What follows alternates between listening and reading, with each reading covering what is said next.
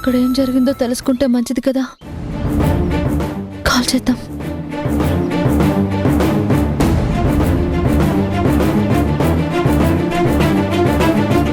ఫోన్లన్నీ నాన్న దగ్గర ఉంటాయి కదా.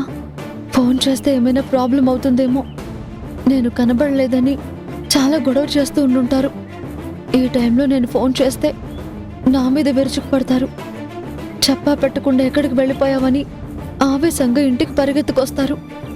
అప్పుడు కొత్త ప్రాబ్లం వచ్చి పడుతుంది. చేయకుండా ఉండటమే బెటర్.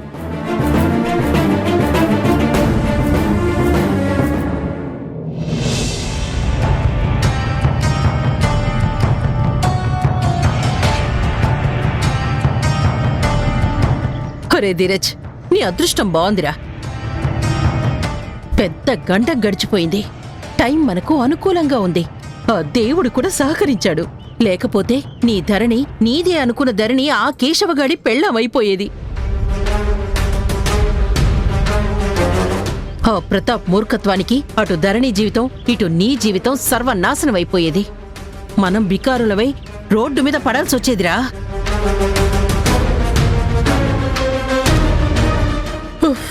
అసలు ఆ పెళ్లికి ముందు ఎంత టెన్షన్ పడిపోయాడో తెలుసా? ఆ కేశవగాడు ధరణిని ఎక్కడ పెళ్లి చేసుకుంటాడోనని భయపడి చచ్చననుకో. అందుకేరా, జాతకం బాగుంటే జరగాల్సినవి ఆటోమేటిక్గా జరిగిపోతాయంటారు. అవును మమ్మీ, ఆ ప్రతాప్ మామూలుడు కాదు.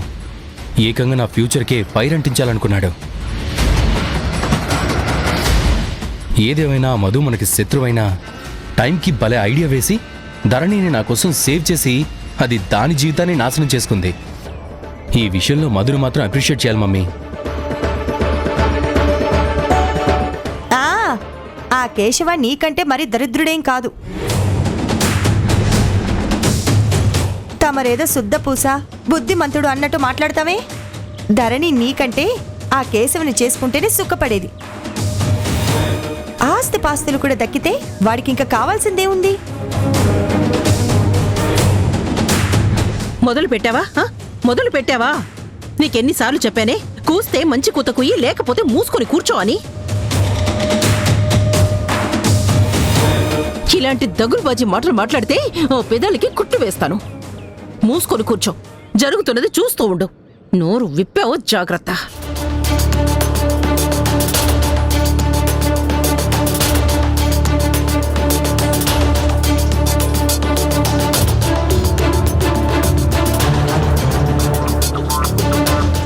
అరే ధీరజ్, ఇక నీ లైన్ క్లియర్ రా. మన లైఫ్ ఒడ్డున పడ్డట్టే, అడుక్కునే తిప్పలు తప్పినట్టే. ఇంక నువ్వు ధరణిని పెళ్లి చేసుకోవచ్చు. ఎవ్వరూ అబ్జెక్షన్ చెప్పడానికి వీల్లేదు. ధరణి ఈజ్ యువర్స్.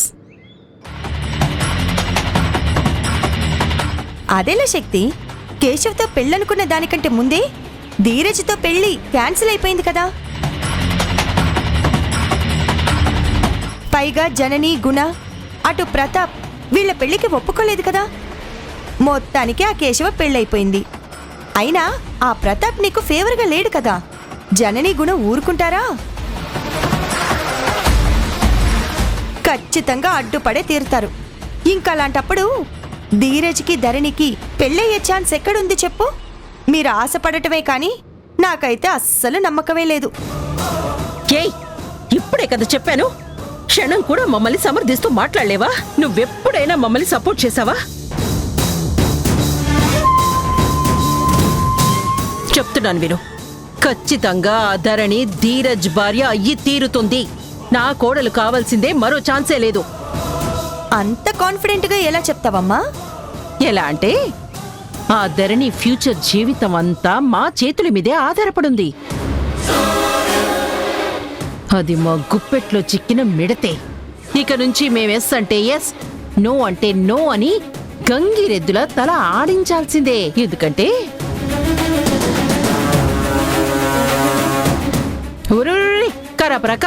కారాపు. ఎందుకు మమ్మీ? ఆపమని చెప్తున్నాను కదా. చెప్పింది వినరా, ఎదురు ప్రశ్నలు వేయకు. కారాపు, ఆపు.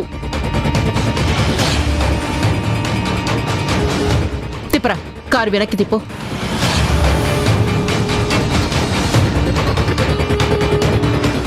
కార్ తిప్పాలా? ఎందుకు మమ్మీ? ఇప్పుడే కదరా ఎదురు ప్రశ్నలు వెయ్యొద్దు అన్నాను. ముందు యూటర్న్ తీసుకో. ఎక్కడికి శక్తి? మనం వెంటనే ధరణి ఇంటికి వెళ్ళాలి. ధరణి ఇంటికా? ఇప్పుడెందుకు మమ్మీ? అసలే వాళ్ళు వేడి మీద ఉంటారు. మనం ఇప్పుడు వెళ్తే వాతలు పెట్టినా పెడతారు. అవసరమా చెప్పు? ఇప్పుడు వెళ్ళి వాళ్ళని కెలకడం అవసరమా చెప్పు? ఆ ప్రతాప్కి తిక్కరేగితే మధుని కొట్టినట్టు మనల్ని కూడా కుడి ఎడమ చూడకుండా ఇరగదీసి పారేస్తాడు. అవును మమ్మీ, సౌమ్య చెప్పేది కరెక్ట్. ఇది కరెక్ట్ టైం కాదు మమ్మీ. అరే, టైం మనకి ఫేవర్గా ఉందని ఇందాక పెళ్లి ఆగినప్పుడే తెలిసింది కదరా. మళ్ళీ టైం అనుకూలంగా లేదంటారేంటి? Everything is favour to us. పద పద పద, వెనక్కి తిప్పరా. తిప్పు. నువ్వు అలా చూడొద్దురా. చూస్తే నాకు టెన్షన్ మొదలవుతుంది. ముందు నేను చెప్పినట్టు విను. మనం ఇప్పుడు ధరణి వాళ్ళ ఇంటికి వెళ్దాం. కార్ తిప్పు. తిప్పు, నా మాట విను. తిప్పురా. సరే.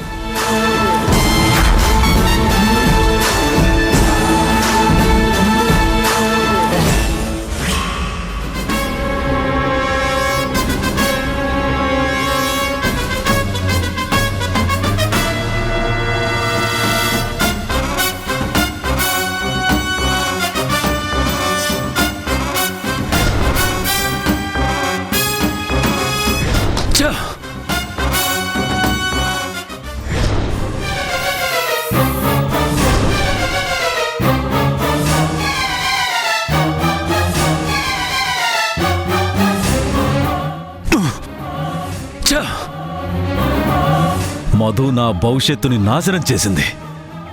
నా కూతుర్ని నాకు కాకుండా చేసింది. ఈ పెళ్లి జరిగితే నా కూతురు నా కళ్ళ ముందుంటుంది. జీవితకాలం నా బుజ్జమ్మని చూస్తూ సంతోషంగా బ్రతకొచ్చు అనుకున్నాను. కానీ ఇప్పుడు ఆ మధు నా కూతుర్ని నాకు దూరం చేసింది.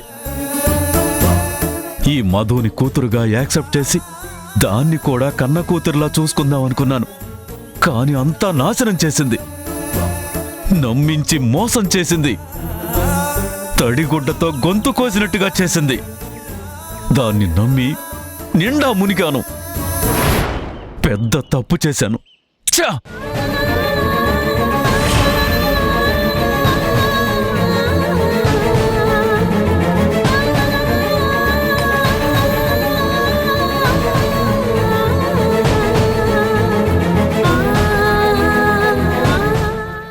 గుండెల్లో మంట పెట్టడానికి వచ్చింది.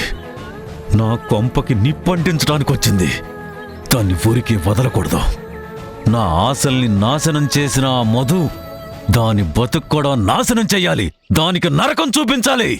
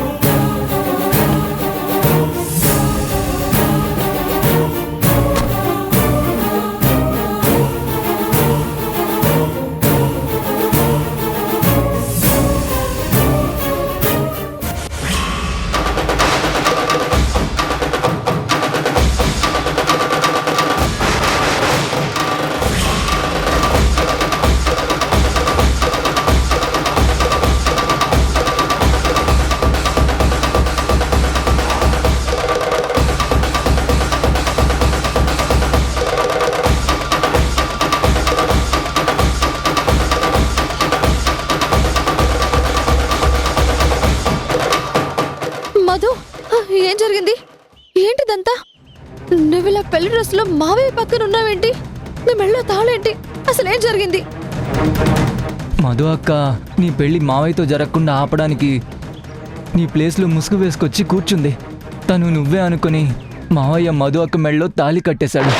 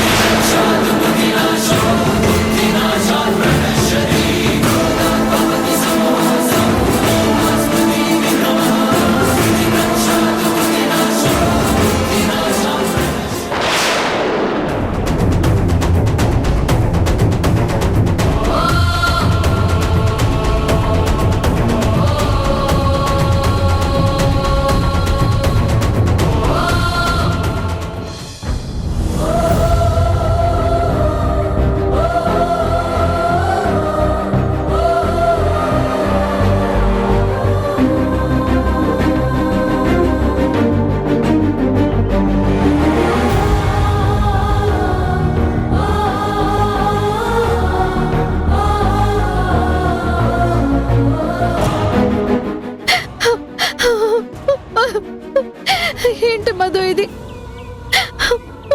నా కోసం ఎందుకు ఇలాంటి పిచ్చి పని చేసావు?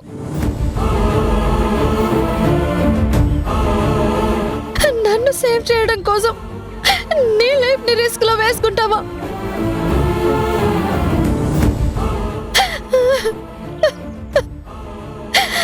నాశనం కావాల్సిన నా జీవితాన్ని ఏవతలకి లాగి నా కర్మని నీ నెత్తిన వేసుకుంటావా?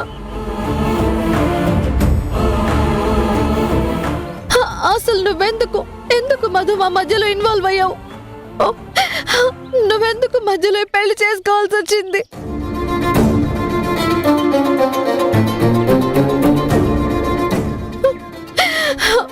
నేను నాన్నకి ఇచ్చిన మాటకి కట్టుబడి పెళ్లి చేసుకునేదాన్ని కదా.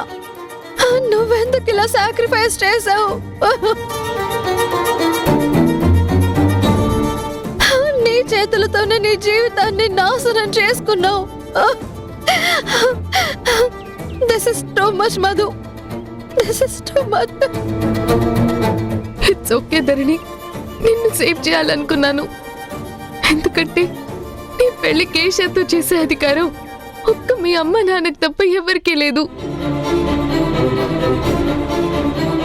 నువ్వు ఫాలో అవ్వాల్సిన నాన్న మాట కన్న కూతురుగా నేను ఫాలో అయ్యాను. నువ్వు బాధపడాల్సిన పనేం లేదు. నాన్న మాట నిలబెట్టానన్న సంతోషం నాకుంది. ఫ్యూచర్ సెట్ చేసుకోగలను, ఆ కాన్ఫిడెన్స్ నాకుంది.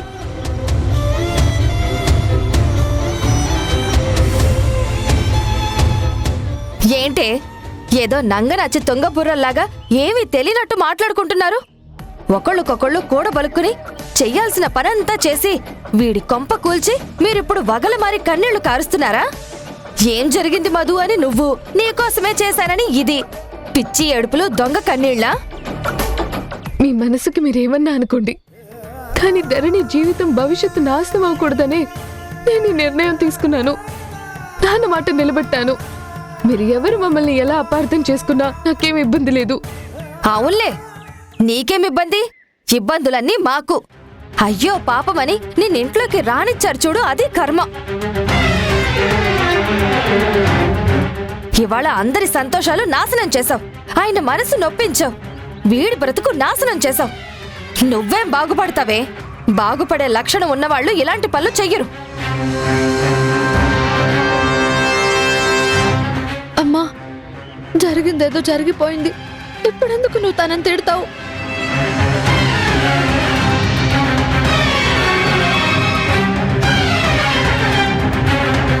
అవును, నాన్న రాలేదండి. ఎక్కడికి వెళ్ళారు?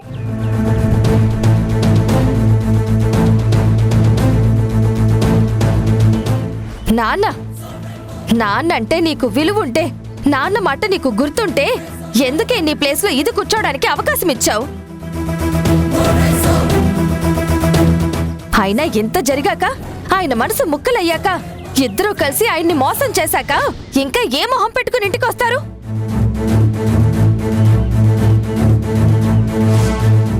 ఈ మధు చేసిన పనికి ఆయన గుండె పగిలిపోయింది, మనసు విరిగిపోయింది. ఈ ఇంటికి రాలేక, రాబుద్ది కాక ఎక్కడికి వెళ్లారో ఏమో. భయం వేసి ఫోన్ చేసినా కూడా లిఫ్ట్ చేయడం లేదు. ఆ మనిషి ఇప్పుడప్పుడే తేరుకునేలా లేరు. వెతకాలి. ఆయన ఎక్కడున్నారో వెతికి నచ్చజెప్పి ఓదార్చి ఇంటికి తీసుకురావాలి.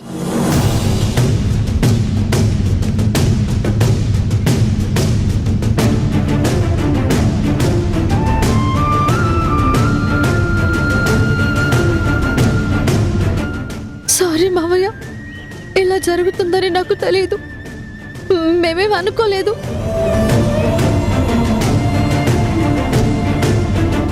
నా మాట నమ్ముతావని అనుకుంటున్నాను. మధు అనుకుందేమో కానీ నాకు అసలు ఇలా జరుగుతుందనే తెలియదు.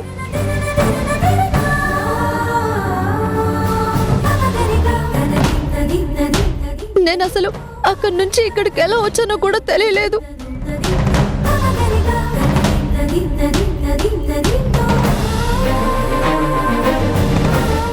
ఏంటి మావయ్య మాట్లాడవు? నేను సారీ చెప్తున్నాను కదా.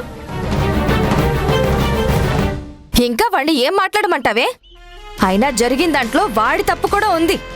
నీ ప్రేమ పిచ్చిలో పడి మత్తెక్కిన వాడిలా కళ్ళు మూసుకుపోయి అక్కడ మధు కూర్చుందో నువ్వు కూర్చున్నావో కూడా తెలియని సోయలేని పరిస్థితుల్లో నా ధరణి నాకు దక్కుతుంది, నా ప్రేమ నాకు సొంతమవుతుంది అని మురిసిపోయి కళ్ళు మూసుకుపోయి నువ్వు అనుకుని దాని మెళ్ళో తాళి కట్టి చచ్చాడు. ప్రేమకి ఒక లిమిట్ ఉంటుంది. మరి ఆ గుడ్డితనమే వాడి కొంప ముంచింది.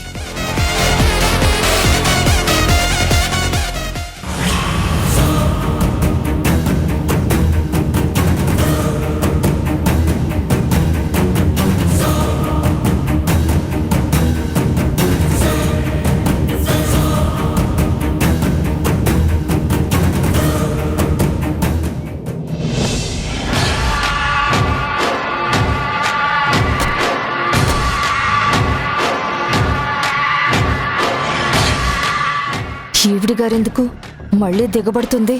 అమ్మ ధరణి, ధరణి, నీకేం కాలేదు కదా? అంతా బానే ఉంది కదా? నాకేదో అవడం ఏంటి? అసలు ఎందుకు అవుతుంది? ఏమైందని ఎక్స్పెక్ట్ చేస్తున్నావు? నాకేం కాలేదు. I'm fine.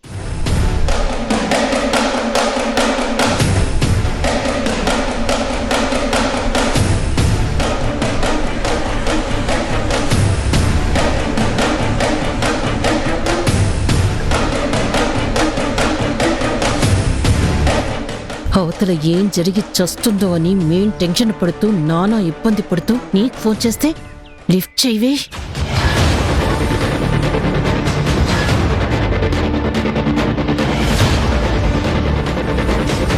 కేశవకి ధరణికి పెళ్లి చేసి సెటిల్మెంట్ కొట్టేయాలనుకున్నావా? నీ లాభం నువ్వు చూసుకొని నన్ను నట్టేట ముంచేద్దామనుకున్నావా? చూడు, నీ దుర్మార్గానికి ఆ దేవుడు ఎలాంటి శిక్ష విధించాడు. అత్యాస అనర్థానికి కారణమని ఎప్పటికైనా అర్థం చేసుకుంటావా?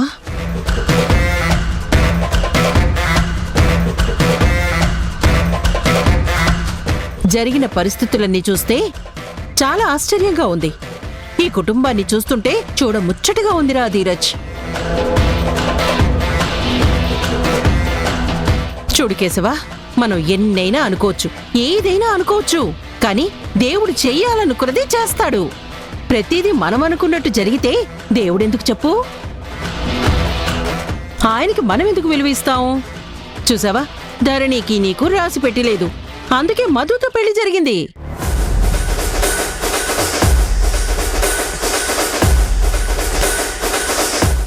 ఏంటి శారదా, అన్నీ తెలిసిదానివి, అంతో ఇంతో బుద్ధి జ్ఞానం ఉన్నదానివి. గుడిలో పెళ్లి చేసుకుని పసుపు బట్టలతో, కాళ్ళకి పారాణితో, మెడలో తాళితో, తలలో పూలతో, బుగ్గన చుక్కతో కొత్త జంట నీ ఇంటి ముందుకొస్తే అక్కగా అమ్మగా పెళ్లి కూతురు పెళ్లి కొడుక్కి హారతిచ్చి కుడికాలు లోపల పెట్టి రండి అని సాదరంగా ఆహ్వానించాలి కాని ఇలా గుమ్మ ముందు నుంచో పెట్టి మాట్లాడచ్చా? తప్పు కదూ? భగవంతుడు నిర్ణయించిన దాన్ని మనం కాదని కోప్పడితే ఎలా? సంప్రదాయాన్ని పాటించాలి కదా. ముందు వాళ్ళకి హారతిచ్చి లోపలికి పిలువు.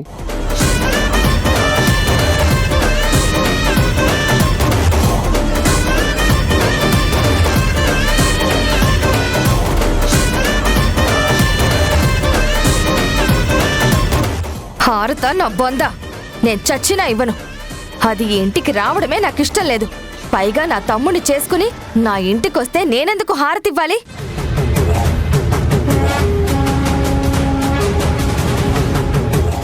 అసలు ఈ పెళ్ళే నాకిష్టం లేదు. హారతి ఇవ్వనుగాక ఇవ్వను. పిచ్చి శారదా, పెళ్ళిళ్ళు భగవంతుడు స్వర్గంలో నిర్ణయించి జన్మనిస్తాడు. నువ్వు ఎస్ అన్నా నో అన్నా ఇప్పుడు వాళ్ళు మొగుడు పెళ్ళాలే కదా.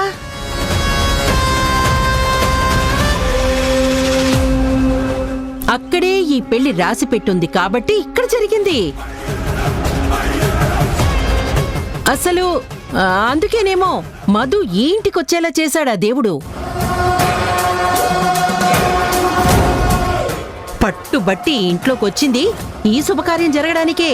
లేకపోతే ఆఖరి నిమిషంలో పీటల మీద అమ్మాయిలు మారిపోవడమేంటి? ధరణి బదులు తాను తాళి కట్టించుకోవడమేంటి?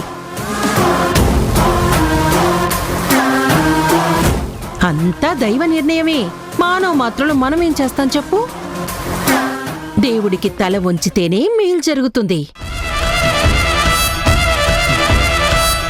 తలతిక్క వేషాలు వేస్తే ఇప్పుడు జరిగిన దానికన్నా ఎక్కువ నష్టం అనుభవించాల్సి వస్తుంది. ఇదిగో నువ్వు మనసు మార్చుకొని మంచితనంతో వాళ్ళకి హారతిచ్చి లోపలికి పిలు.